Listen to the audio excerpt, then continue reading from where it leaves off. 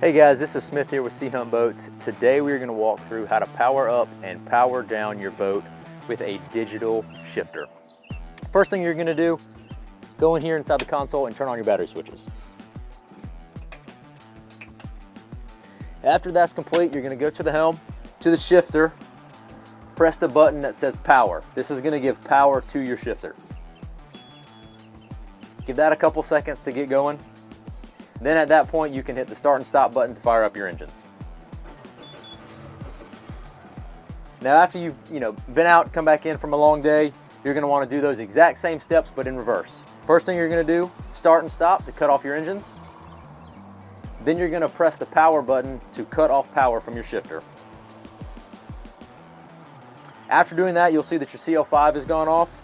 Then you can cut the battery switches off.